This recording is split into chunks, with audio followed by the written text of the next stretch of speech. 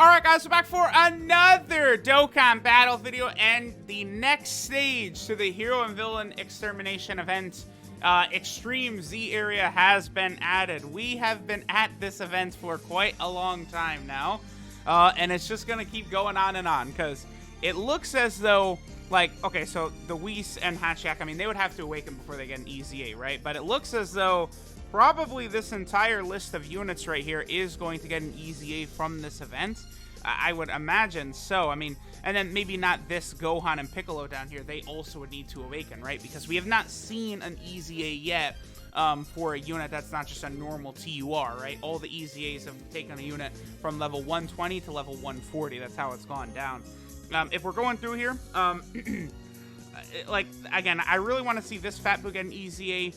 This Majin Vegeta would have been cool, but we just got the STR Majin Vegeta EZA, which is very impressive. I don't, okay, yeah, Majub and this Super Saiyan 2 GT Goku, I'm really interested in that. And the Kaioken Goku EZA could be pretty good as well, I suppose. Okay, so the stage we're going to jump into now, this is going to be for the AGL Super Saiyan 2 Goku. Of all of them, personally, this is my favorite of the Super Saiyan 2 Gokus that did get their EZA, right? And we're able to use the Tech Super Saiyan 2 Goku that we EZA'd last week as our leader. What's interesting about this is that all of the different EZA area units that have, like, EZA'd from this event, right? They all get 40% to their stats, except for the Tech Super Saiyan 2 Goku. So we're definitely going to want to leave him as our leader. He's got the best leader skill. Well, I don't know. Depending upon how it goes against the physical Goku, who would I run as the leader? I probably would still just run this Tech Super Saiyan 2 Goku then, because we haven't had an STR unit get an EZA from this event yet. So we just have, see, okay, for going up against an AGL opponent, we just have such like a strong amount of tech type units for this. This is going to be a joke, right? Like, this Piccolo is so good defensively. I mean, at this point, really, with all these EZA units, like, you could just run, like, the first, like, 5 EZA area units and you're good to go, right? Like, just put the Super Saiyan Goku, the Gohan, the Piccolo, the Tech Vegeta, the Int Trunks, you know, one of the Super Saiyan 2 Gokus or something like that.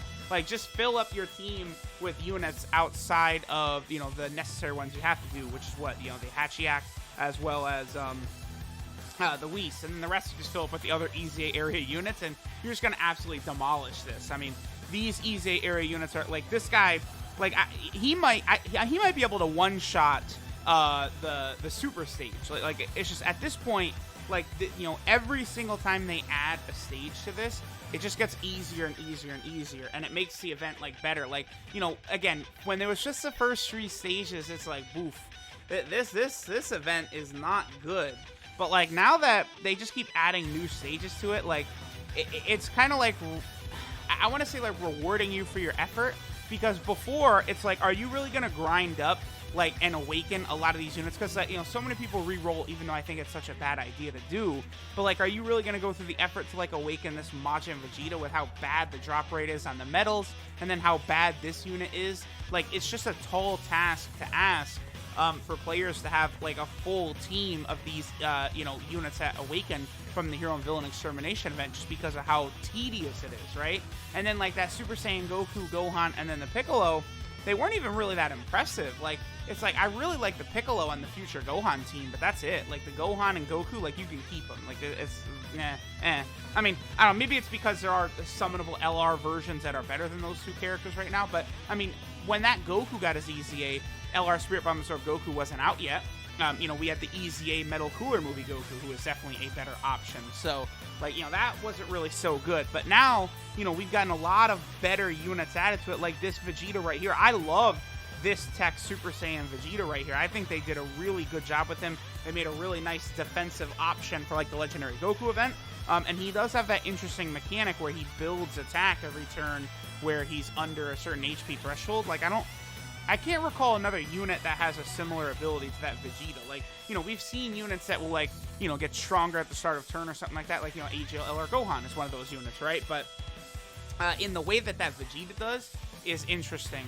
Then there's the Int Trunks, who, again, I feel like the Int Trunks is actually pretty mid. I don't know why they, like, gave him such a minimal, like, EZA, and, like, he's reliant on Super Saiyan category allies, but even when you have a full Super Saiyan rotation, he's not that impressive. It's like, you directly compare that in Super Saiyan Trunks to the Tech Super Saiyan 2 Goku, and the Tech Super Saiyan 2 Goku is like 50 times better. Like, it's insane. Like, it's like, I don't really know what they were doing with that Trunks. And then obviously all 3 of the Super Saiyan 2 Gokus are very, very good for their own reasons, right? All right, so we got kind of a unfortunate little rotation here in terms of key, but this Vegeta, you know, if he got like a super double crit, he probably could like finish off Goku just in this turn. Like, the amount of damage he's able to do is very impressive. So, you know, if you're a global player, I mean, you guys have already had months to prepare this, and honestly, you probably still do have months to prepare. Get these units awoken, like awaken them, because some of these EZA area units in here, like, again, the Piccolo, the Super Saiyan Vegeta, and then the 3 Super Saiyan 2 Gokus, they are absolutely worth getting the EZA done, like for sure. I strongly recommend people go ahead and get that done, you know, to get these units.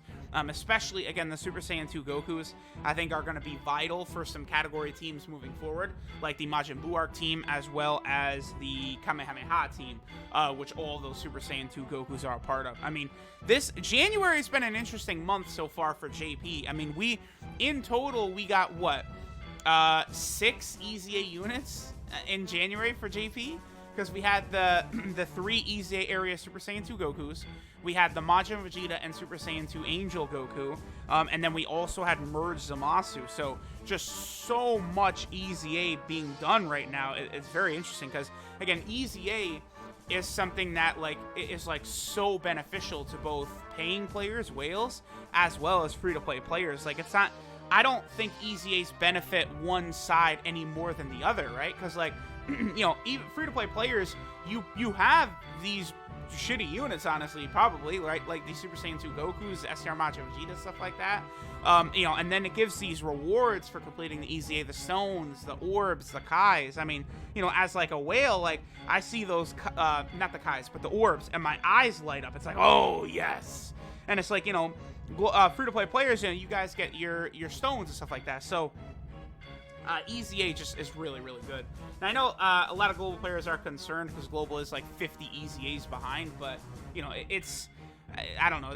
For some reason, I'll never understand, they really, like, have decided to keep global behind. I don't know. I just feel like Dokkan, to me, I don't buy that Dokkan would make less money overall for Akatsuki if both versions were caught. I just feel like more money would be made. I mean, because I guess the argument would be that, like, maybe dead periods, right? So, like, sometimes global will release something like a week or two after JP, and then, like, you know, they can kind of, like, so, like, let's say JP releases a Dokkan Fest at the end of the month, like the last week of the month, and then maybe global releases a Dokkan Fest 2 weeks into the month, and that way Akatsuki can sort of stagger their profits.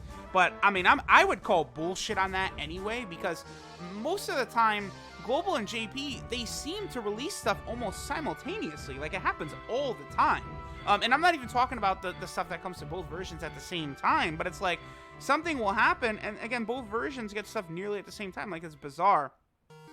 Okay, so again, I just typically I like to do one final run where I'm just like not like really optimized, right? We're gonna take every single tech unit off. I'm gonna rock that Goku as my leader, and then I'm gonna take every single other tech unit off, and we're just gonna use a bunch of fodder units.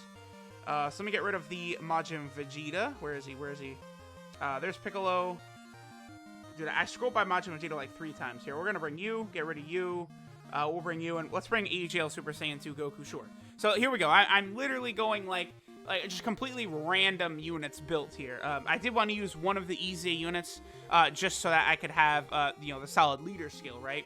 Because that's, like, really, that's probably the number one reason why you'd want to maybe, like, EZA, like that Super Saiyan Goku or something like that quickly, is just to get, like, a really solid leader as they're going through these stages, because any of the EZA units really are pretty good leaders here. So yeah, boom, exactly like this. We're just going to go ahead and toss him out front. We're going to let him block for us. I have the physical Super Saiyan 2 Goku here. He is not EZA'd yet, but he is still giving ki and attack, so that's really, really solid.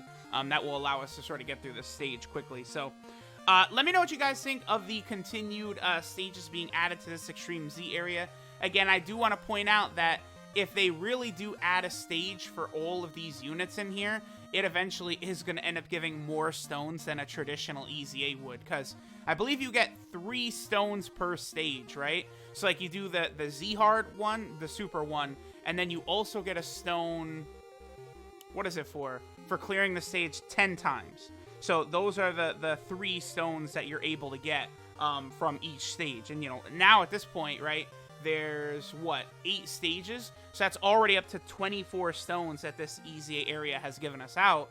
And, you know, there's still, like, 10 units that they get EZA from this event. So, you know, this EZA area actually, in the end, did turn out to be not that bad. The issue is not this Extreme Z area. The issue is the Hero and Villain Extermination event, which has not really been updated. I did see that they're going to update the drop rates for Whis and Hatchiyak, but I've heard no indication of them updating the drop rate for the medals, which is also annoying. So there we go. I'll go ahead and get the AGL Super Saiyan 2 Goku awakened. I got Rainbow Showcases coming out for a bunch of units now. Kabe, Hits, the Angel Super Saiyan 2 Goku, the SCR Majin Vegeta, and now this AGL Super Saiyan 2 Goku. Like, there's just so much, right? Yeah, there's 2 AGL Super Saiyan 2 Gokus who got their EZA last night. The Angel one, and then, you know, the Alive one. So, I'll go ahead and get to it. Thanks, guys, for watching, and I'll catch y'all next time.